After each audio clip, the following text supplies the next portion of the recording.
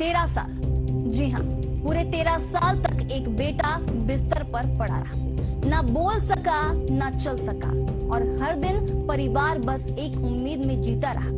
लेकिन अब इस कहानी में एक ऐसा फैसला आया है जिसने पूरे देश को भावुक कर दिया है। ये मामला 31 साल के हरीश राणा का, जो कभी पंजाब यूनिवर्सिटी के छात्र थे। साल 2013 में एक हादसे ने उनकी पूरी जिंदगी बदल कर रख दी।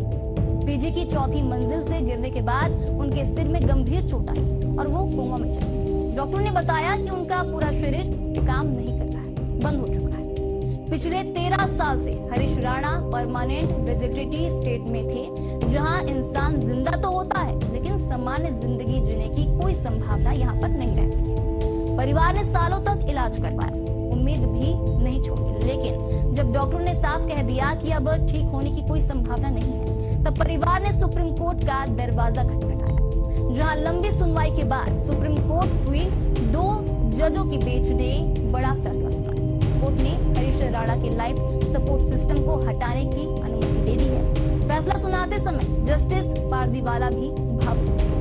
उन्होंने कहा कि यह सिर्फ कानूनी मामला नहीं बल्कि इंसानी पीड़ा और सम्मान से जुड़ा सवाल है। अब अदालत ने परिवार को यह अधिकार दे दिया है कि वे हरीश राणा को मशीनों के सहारे नहीं बल्कि प्रकृति के भरोसे जानते हैं। आप बताइए, आप इस मामले को सुनकर क्या कहें? कमेंट जरूर करिएगा।